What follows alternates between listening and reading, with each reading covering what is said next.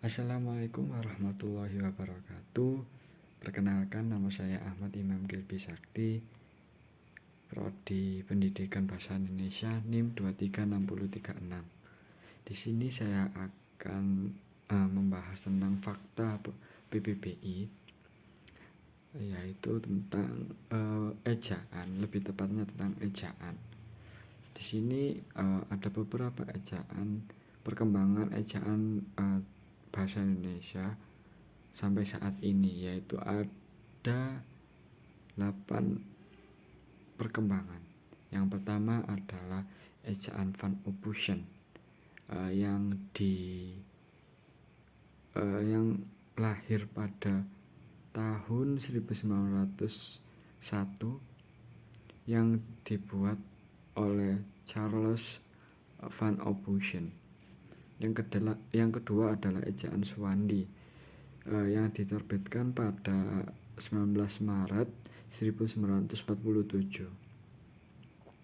Yang selanjutnya adalah ejaan pembaruan melalui Kongres Bahasa Indonesia II di Medan pada tahun 1954. Profesor Muhammad Yamin menyatakan agar ejaan Suwandi disempurnakan. Pembaruan yang disebutkan oleh panitia diketahui Prijatmo dan yaitu ejaan pembaruan, yaitu perkembangan dari ejaan Suwandi. Yang keempat adalah ejaan Melindo. Ejaan Melindo ini akronim dari Melayu Indonesia, yang berarti draft penyusunan ejaan ini disusun pada tahun 1959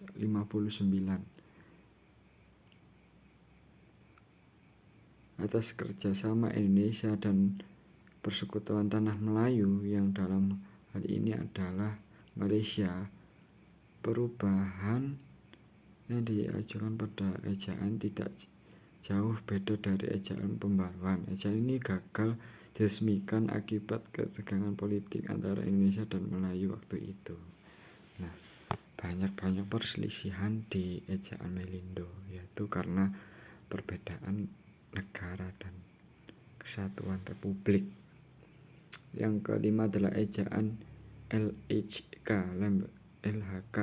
Lembaga Bahasa dan Kesatuan. Ejaan ini lanjutan dari ejaan Melindo yang tidak jadi diberlakukan campuran antara Indonesia dan Malaysia, yaitu dalam ejaan ini istilah-istilah yang asing sudah mulai diresap seperti ekstra atau ekstra. 6 ejaan yang disempurnakan. EYD, kita memasuki era EYD pada tahun 1967. Isinya tidak jauh berbeda dari kaidahnya saja. Adapun huruf vokal dalam ejaan ini terdiri dari I, U, E, I, O. Dan selanjutnya ejaan yang disempurnakan, ejaan EYD.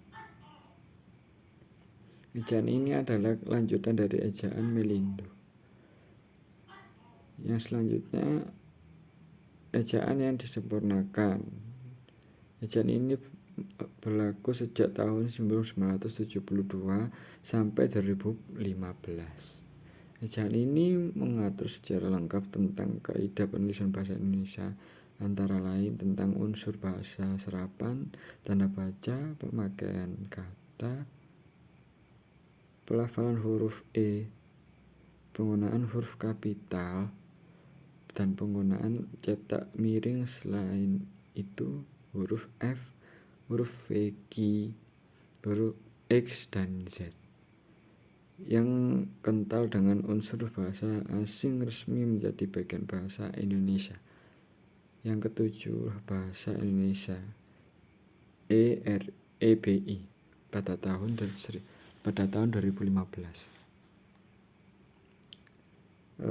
EBI latar belakang diresmikan ejaan ini karena perkembangan pengetahuan, teknologi, dan seni sehingga pemakaian bahasa Indonesia semakin luas. EBI menyempurnakan EYD, terutama dalam hal penambahan diftong, penggunaan huruf kapital, dan cetak miring,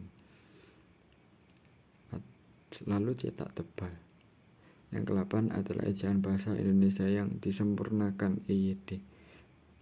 Pada tanggal 16 Agustus tahun 2022 kembali digunakan ejaan bahasa Indonesia yang disempurnakan atau EYD.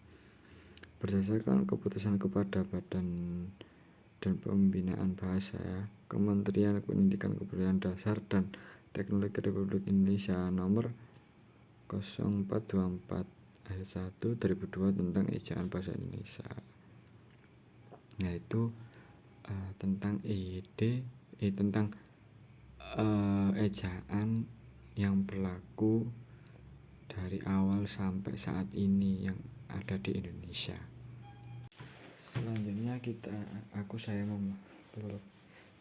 Selanjutnya saya akan membahas kedudukan fungsi bahasa Indonesia di era sekarang.